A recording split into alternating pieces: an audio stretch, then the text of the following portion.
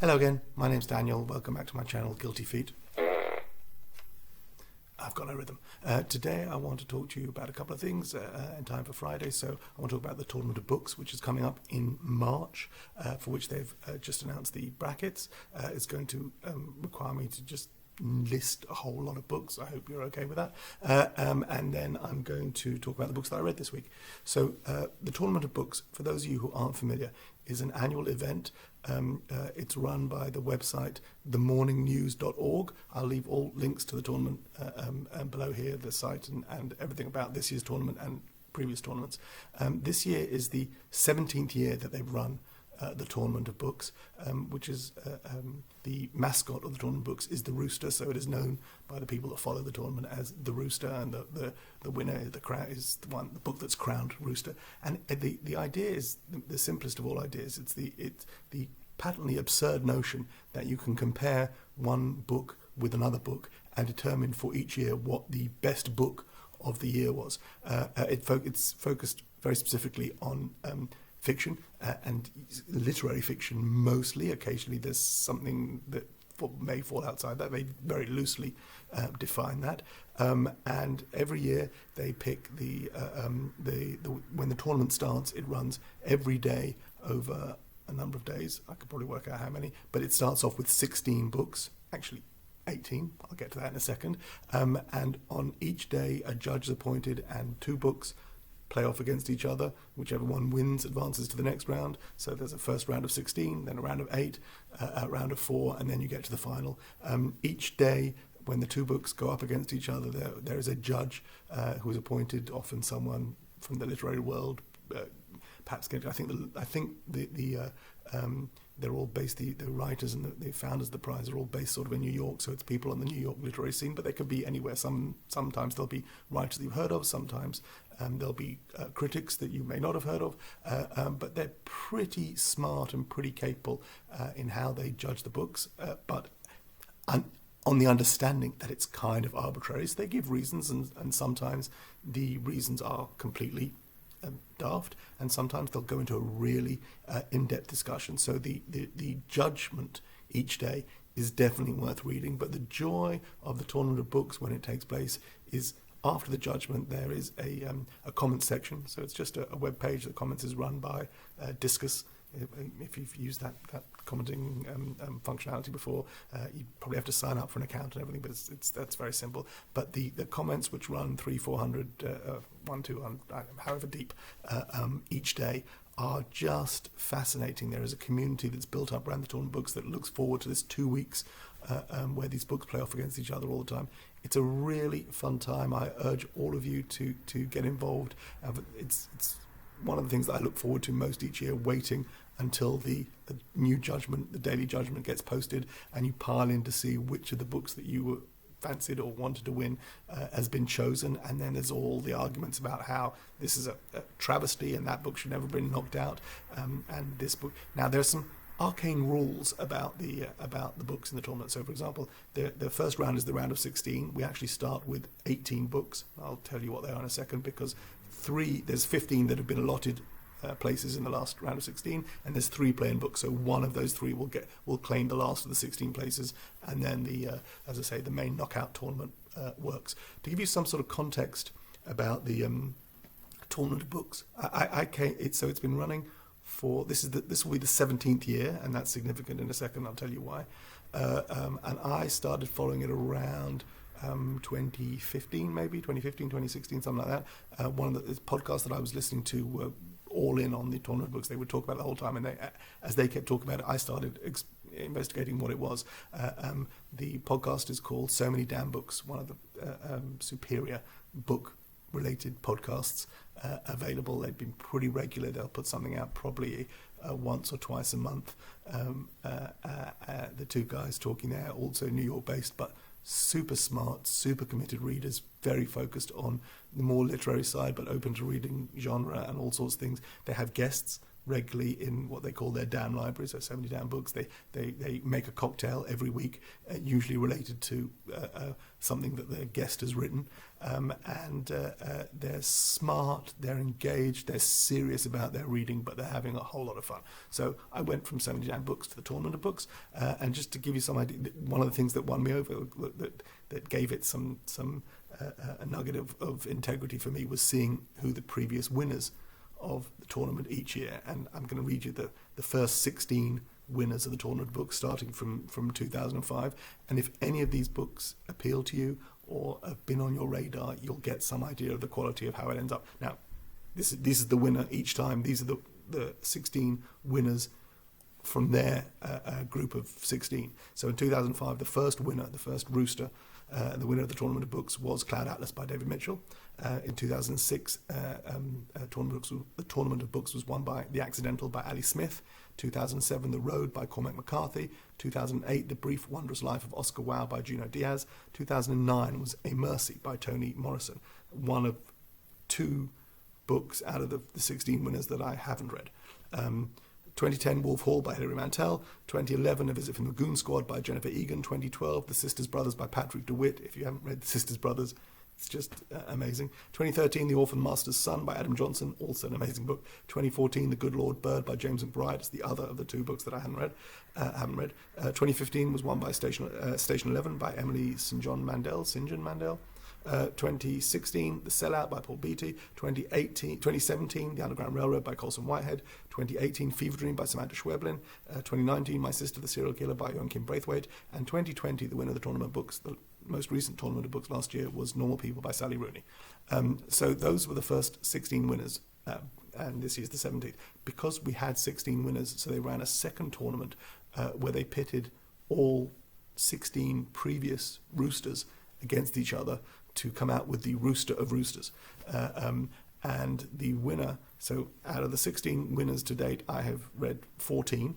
And wouldn't you know it, that the winner of the book crowned Rooster of Roosters was A Mercy by Toni Morrison, a book that I haven't read, and probably would not have read. I've read 3 Toni Morrison books and didn't fall in love with any of them.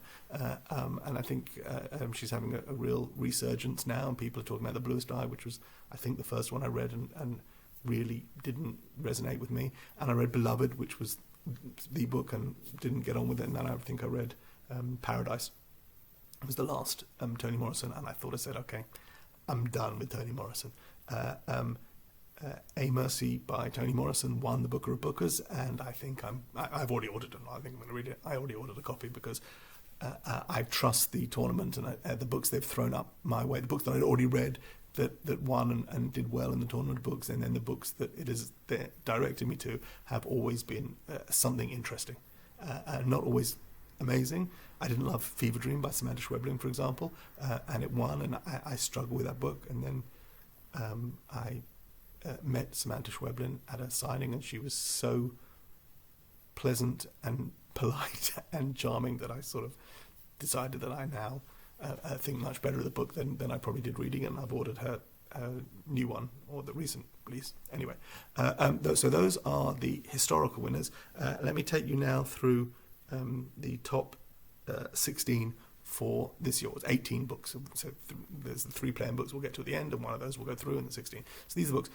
Many of these will be titles familiar to you already on BookTube if you follow current scene in literary fiction. I'll say to you that usually what you see when they get down to the shortlist, and they start with a long list, comes out in November, about 72 books, filled with stuff you may never have heard of, and then they get to the final 16, 18, and usually included in it is the book that won the Booker Prize, so we know we're going to see that, and other couple of prize winners, and those names will come up as well. They also run a mini tournament in the summer, and I think there's 6 books. There's 3. It goes over 6 weeks. So 2-week sessions where they look at, where people do read-alongs for the 2 books, and then at the end, so there are 3 winners, 3 lots of 2 books pitted against each other. So you get 3 winners after 6 weeks, and then one of those 3 winners is the winner of the summer tournament.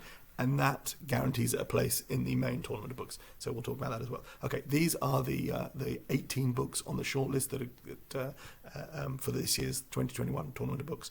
Breasts and Eggs by Miko Kawakami, A Children's Bible by Lydia Millett, Deacon King Kong by James McBride. James McBride again, I didn't read him the last time and I haven't read him this time. Interior Chinatown by Charles Yu, Leave the World Behind by Ruman Alam, Luster by Raven Leilani, Memorial by Brian Washington, Piranesi by Susanna Clark, Sharks in the Time of Saviors by Kawai Strong Washburn. That was the book that won the summer tournament, so that got it automatic berth in the main tournament. Shuggy Bane by Douglas Stewart, the Booker Prize winner. Telephone by Percival Everett. Tender is the Flesh by Augustina Bazterrica. It looks to me like a book in translation, but I'm not familiar with it. Transcendent Kingdom by Yaa Gyasi. The Vanishing Half by Britt Bennett. We Ride Upon Sticks by Quan Barry. And then the play-in books are these, the 3 books of which one will go through. So that was the 15 that already have guaranteed berth in the round of 16. And then the 3 books, the play-in round, are The Down Days by Ilse Hugo, Red Pill by Harry Kunzru, and The Resistors by Gish Jen. So if any of those titles, you're familiar with them and you think, oh, that'd be interesting seeing these books play off against each other, I'd like to see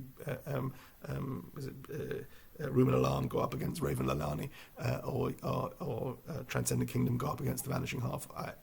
The bracket has just been announced, so they may not meet until further in the contest, or they may go up against each other in the first round. So there's also a zombie chance, so a book that gets knocked out gets a chance of resurrection. It's deliciously complicated, but it's not supposed to be complex for the sake of the complexity. It's just supposed to be fun. They acknowledge at the very core is that it's an absurd idea that one book is better than another book. It's just an opportunity to immerse yourself in reading, talk to other people who are passionate about books. It's a fun time, let me tell you. I will leave all the links to the tournament of books, the previous winners and this year's bracket down below, but I urge you to check it out if you're interested in that kind of thing. Okie dokie, let's talk a little bit about the books I finished this week. I showed this last week. This was the book that had been sitting on my to-be-read pile for 20 years. I actually went back and found another book. This is dated in it January 2001. I found another book on my to-be-read pile that actually has 1997 written in it, so that's already 23 years been sitting on my to-be-read pile. But this is no longer on my to-be-read pile. This is going on the shelf. The other thing I discovered after 20 years is it's not the exact same edition as the first 2 that I have. It's a slightly different, I don't know why. So this is a Bantam sort of trade paperback, and the other 2 are slightly different and don't quite match, and the thing where they're all going to be spied out, they look a little... Anyway, so 20 years, and I have a mismatched set of this Shadow trilogy. This was Shadow Star. As I said, the whole thing is a continuation of Willow, if you remember Willow. There were lots of tricks, and someone dies, but then not really dead, but we kind of really knew that wasn't going to happen anyway. And do they get taken over by the dark side, or does the Jedi powers? It was all a bit nuts. You know what? I got through it. It was reasonably chunky and silly, and there was a very good fight scene at the end, and they all lived happily ever after. Ish. I think I got quite emotional towards the end, but I'm done with it. 20 years, must be 25 years since I read the first one. Thank you very much. Done.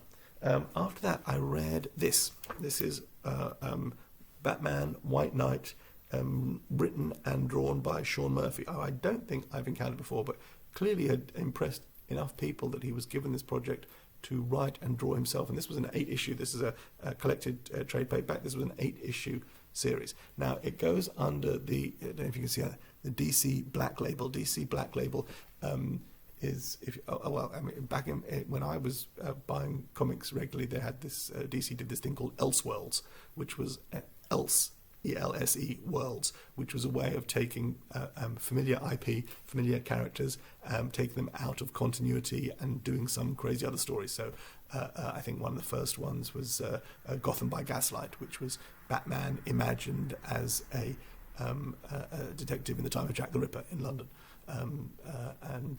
they did all sorts of Batman as vampire, and it's just a way of telling stories that don't impact the main continuity, but you get to see these characters in exciting ways, and creators get to interpret these sort of famous, well-worn characters in different ways. A terrible glare off the screen. And this probably all started with the original, before it was called Elseworlds. The famous thing that started everything was The Dark Knight Returns, so Frank Miller's reimagining of Batman in the future, and it's the final battle of the Batman and Joker, and very stylish, very and it was a prestige format. Came in originally 4 prestige format issues, which has then been collected, and that trade paperback is probably in every serious comic reader's collection. This is very much trying to be in that vein. So I say Sean Murphy writing and drawing it, and so clearly influenced by Miller's work, and Miller's gone sort of off the rails bonkers since then, and they tried to go back to that well and do some Dark Knight stuff again. But the legacy of that out of continuity story is now right, and there's these Black Labels. So there's been one unrelated to this. There was another DC Black Label story with Batman where I think the first issue was controversial because you get to see Batman naked. I don't believe the world was crying out to see his bat junk, but that was, it sold a fair number of comics. And there have been all sorts of other things as well under this Black Label. My problem with this out of continuity stuff, and it was the same problem I had with Elseworlds, and I have the problem with the Black Label, is that it's all kind of weightless and inconsequential. Like, if it's not impacting the main continuity, then why bother? And this is a story so the story here, who is the White Knight? It's actually the Joker, because the starting point of this story is that the Joker has cured himself, and is now asking to be called Jack Napier, which was a name that's been around in Batman mythos, and most famously was the name they gave to Jack Nicholson's Joker in the movie. So Jack Napier has gone straight. He's taking medication, and he's realised that he was only necessary. He was the counterbalance to Batman, and actually Batman has caused all sorts of trouble for Gotham, and he's the real villain, and Jack Napier is now standing for political office, and he talks a good game, and he's convincing the downtrodden of Gotham that he is really there for them, where the Batman has only been there for the rich and the 1%. So it's playing on a lot of sort of ideas in the political zeitgeist, and it's a bit wordy, and it's not as clever probably as it thinks it is. It's certainly not as revolutionary as the Dark Knight Returns was in its day. It was okay, bit weightless, nice drawing, but in the end not terribly consequential. So that is Batman White Knight, written and drawn by Sean Murphy, with colours by Matt Hollingsworth.